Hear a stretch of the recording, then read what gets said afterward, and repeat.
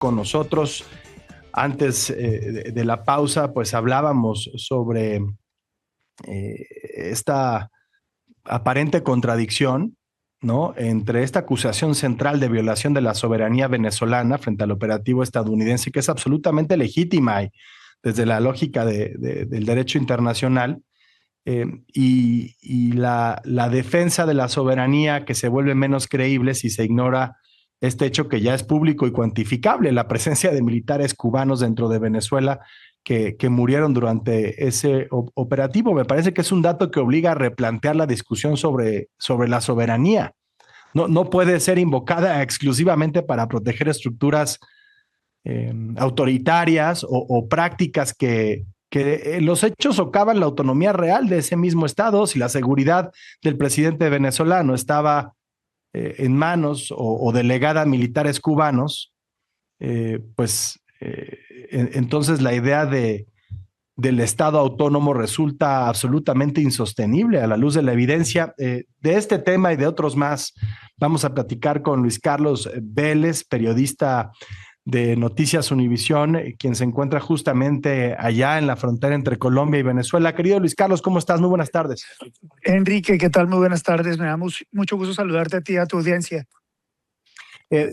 Más que una discusión, digamos, abstracta o teórica sobre los alcances de la soberanía, el derecho internacional, pues es un intento, esta reflexión que hacía por avanzar la discusión más allá del dogma y de la ideología. Es decir, en los hechos, Venezuela perdió esa soberanía hace mucho tiempo al aceptar la injerencia de Cuba, de Irán, de Rusia, de China. Rusia y China, que pues obviamente tienen intereses legítimos, económicos, comerciales, energéticos en Venezuela, y lo que ahora se acusa de parte de Estados Unidos es la idea de acomodar muchas cosas que pueden ser ciertas al mismo tiempo y no tratar de sobresimplificar o de acomodar todo esto en absolutos, Luis Carlos.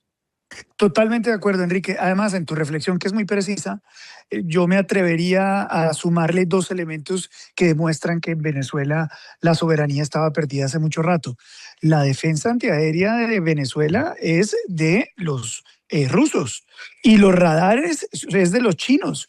Aquí lo que está en juego realmente es la hegemonía de Estados Unidos de manera regional, que se veía amenazada ante la presencia de Rusia y de China, que tenían como punta de lanza, bueno, no sabemos si todavía tienen, pero por lo menos con la presencia de Nicolás Maduro tenían como punta de lanza a Venezuela, que ponía en riesgo la seguridad de los Estados Unidos. Este es un play, este es un juego geopolítico mucho más profundo que simplemente la salida de un dictador que se había robado las elecciones, y mucho más profundo que simplificarlo al hecho de que Estados Unidos quiera quedarse con el petróleo. Sí, anoche en una discusión en la radio pública estadounidense, hablaba sobre no solamente la importancia, sino la necesidad de acomodar estas ideas que pueden parecer contradictorias, pero que no necesariamente lo son. Es decir, el hecho de que una intervención genere un precedente peligroso que detone reacciones en una región que mantiene una historia muy presente en su ADN de lo que ha sido la intervención y el papel de Estados Unidos en el hemisferio. El hecho de que durante décadas esta dictadura pues haya tenido un costo catastrófico en términos humanitarios, en términos institucionales, no solo para Venezuela, sino para la región entera, por el desplazamiento forzado de millones de personas, entre otros temas. Parece que la reacción muy natural, muy humana, es cancelar la posibilidad de que estas dos cosas puedan convivir, Luis Carlos. Sí, digamos, la lectura inicial de muchos en Estados Unidos que demuestra también la polarización global, es que esto abre la puerta a que China, a que Rusia hagan exactamente lo mismo en su patio trasero, porque como Estados Unidos ya lo está haciendo en el de él, Estados Unidos no tendría ninguna capacidad de argumentación o de crítica frente al accionar de China o de Rusia en su barrio, ¿no? Pero la realidad es que de todas maneras lo están haciendo. China cada vez amenaza más a Taiwán y también pues Rusia en el caso de Ucrania ni hablar, ¿no? Esa es la verdadera situación que existe en el mundo. Enrique, lo que estamos viendo en esto es un reacomodo de figuras y de activos regionales globales. Y de alguna manera ya lo había anticipado Donald Trump en campaña, y es América para los americanos, Europa para los europeos, Asia para China y la parte de Rusia para Rusia. Esa es la teoría de los conservadores republicanos en Estados Unidos. Yo no me meto con ustedes siempre y cuando ustedes no se metan conmigo y así vivimos en paz. Pero para llegar a ese punto hay que reacomodar y mover algunas fichas y eso va a costar. Y evidentemente el primer paso de Estados Unidos en la región es Venezuela. Pero Enrique, el presidente ya lo ha dicho, Trump ya lo ha dicho, sigue Cuba, sigue Colombia, sigue un realineamiento importante en toda la región.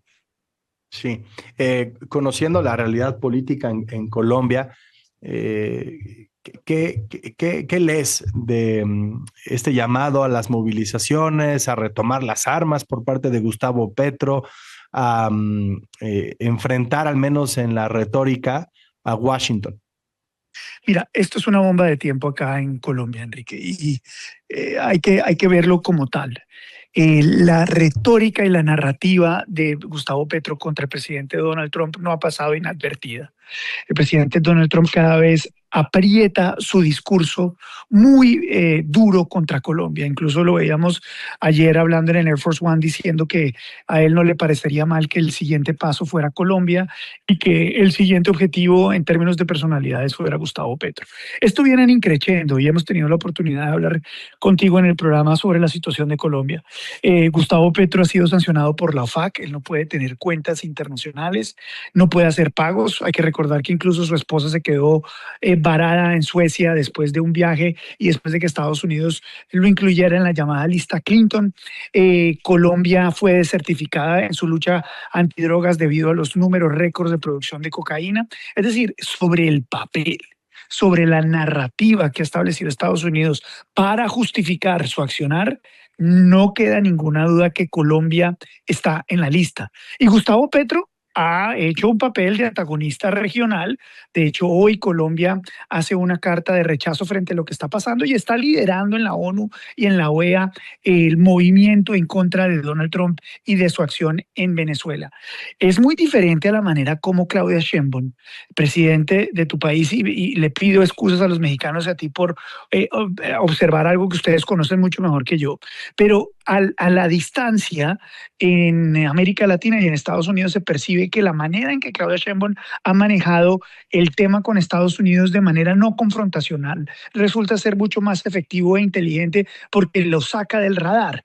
En cambio, Colombia y Petro no han entendido eso y por lo tanto hacen que la narrativa sea mucho más compleja y en el radar de segundo, y en esto uno no quiere estar de segundo en la lista de accionar, aparece inevitablemente Colombia. Pues sí, pues mira, qué compleja situación en esta idea del tablero geopolítico y de los movimientos, pues siendo intelectualmente honestos, reconocer que Venezuela ya estaba dentro de otra esfera de influencia, justamente por esto que hablábamos al inicio, la injerencia cubana, la presencia de actores rusos, chinos, iraníes, el uso de ese país como plataforma geopolítica contra intereses eh, estadounidenses. Y bueno, pues la pregunta de fondo es ¿qué lugar queda para los venezolanos, para los latinoamericanos en medio de todos estos movimientos? Porque cuando el Ahora, mundo se organiza así, ¿no? Los ciudadanos de estos países se vuelven piezas en un orden negociado entre potencias y ese contexto me parece que importa, querido Luis Carlos.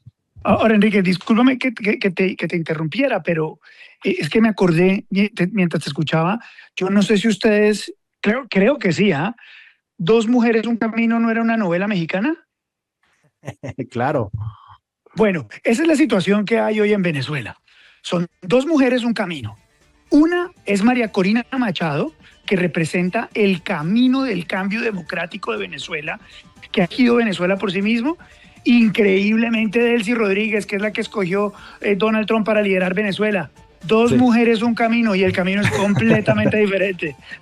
Gracias, gracias, querido Luis Carlos. Abrazo. Abrazo, Enrique.